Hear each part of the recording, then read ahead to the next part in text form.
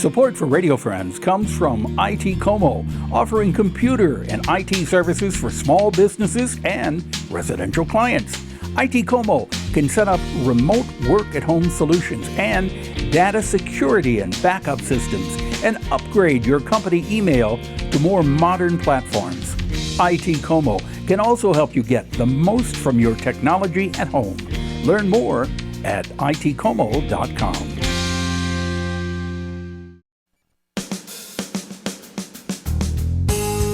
Good morning and welcome to Radio Friends on Friday, September the 16th. I want to introduce you to Danielle Winton.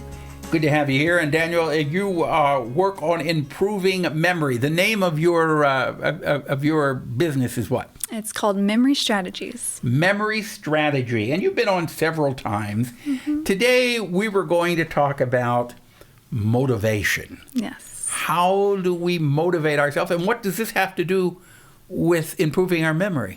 Yeah, so motivation is a big part of memory because if you need to remember things, but you're not motivated to do so, then that's a problem, right? Uh-huh.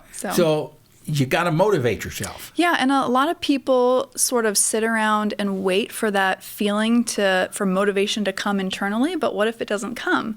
And so that's why I like talking about ways that we can motivate ourselves when that feeling isn't there and we still need to get something done. Okay. And then the other thing, in addition to motivation, is also focus. So we'll talk about two things today. Okay. So what's the number one distraction that we all face? Cell phones. Cell phones, right? And so a lot of people think, well, if I put my cell phone down or if I turn it off, that I'll be able to focus better, right? Okay. But there's actually a lot of research that shows that it's actually far better to put our cell phone into a separate room.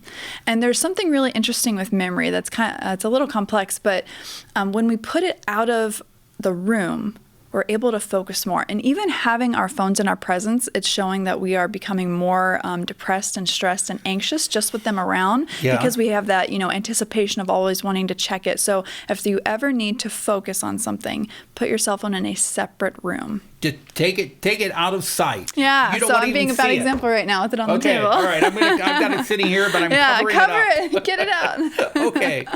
Okay, that's number one. If you want to focus, get rid of the cell phone. Number two. Yeah. So number two is something called monotasking. So have you ever heard that term before? Monotasking? Mm-hmm. No. So mono means one, so focusing on one task at a time. I hear multitasking. Right. And a lot of people think about that and think, I'm doing two things at once and I'm being productive. But in reality, there's something called switching costs.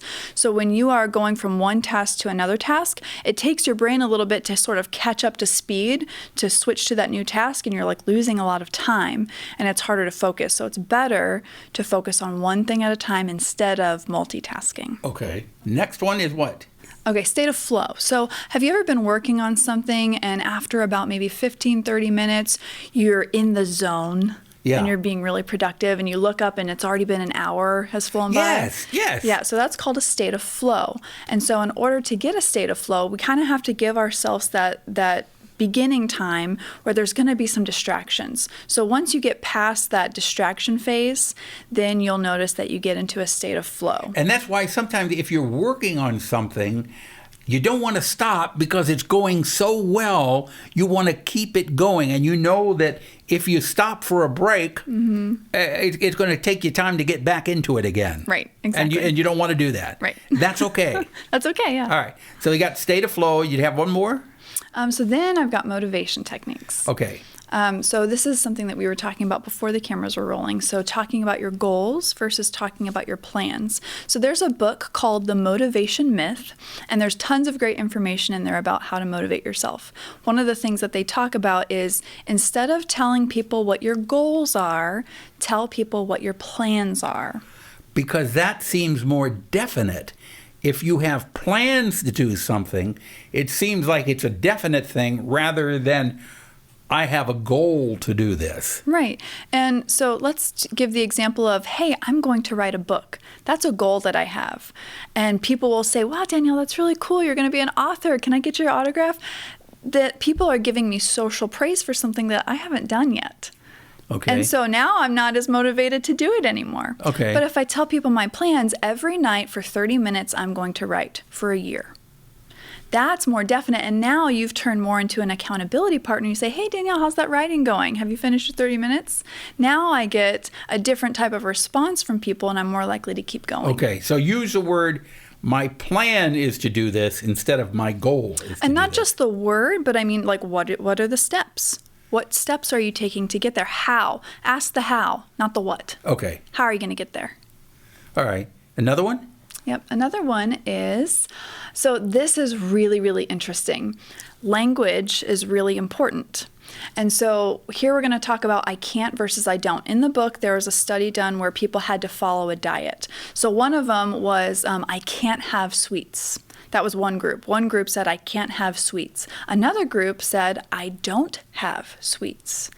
So that was the only difference between these two groups in following a diet, that they didn't have sugar or whatever it was. And guess who was more successful? The don'ts. I don't have sugar is more successful. Why? Because it's part of your identity, who I am, what I'm choosing. Right. When we say I'm choosing, I don't want the sugar, I don't want the sweets, instead of I can't have them. Right. And so when you say I can't, it's a very defeatist attitude. And it's also like there's an authority figure over you, like kind of controlling you, like, oh, I can't because the Okay, gods so don't say use I the can't word do I it. can't, say I don't, or Right. I won't. Yeah, so using don't, like I don't miss this type of appointment, or I don't skip time with my kids, or I don't, whatever it is really powerful. Okay, so just using different words in the way you think of something makes a difference. And this is how big of a difference it makes. In the study, it was 80% of the people were successful when they said don't, but the people who said can't, only 10%. Really? 10% versus 80%. Okay. That's a huge. big thing. Yeah, that's really a big huge. thing. And again, it's a way we think. It's the way we think. Yes, how we talk to ourselves is huge. Yeah, and you got momentum. Yeah, so another way that we can motivate ourselves is through something called momentum. And what this means is when we look back at our past accomplishments, that helps us to move forward. So if you're ever struggling, like, oh, I can't do this mountain I have to climb is so large, or this promotion, or whatever it is, look back and say, like, look how far I've come. Like, I've bought a home, I've gotten promoted before, I've, successfully raised a kid. I did this, right. Yeah, look back at what you've done. I did and this that's so I can do yes, this. Yes, it's Yeah. really motivating. And our mind plays a big part It does. in what we do and do not accomplish. Mm-hmm. We can either be negative or we can be positive. That's right. And if you think positive things are going to happen. That's right.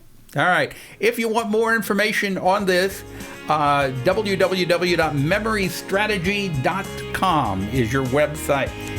Danielle, thank you so much for coming by. It's a pleasure chatting with you. Thank you. Sometimes we need to do a thing on gut instinct. I was talking to you about that before we went on today. If there's something you'd like to hear or see, I'd love to hear from you. Drop me an email, pepperp@missouri.edu. Have yourself a nice day. Go out and be nice to each other, okay? Just like Children's Grove does.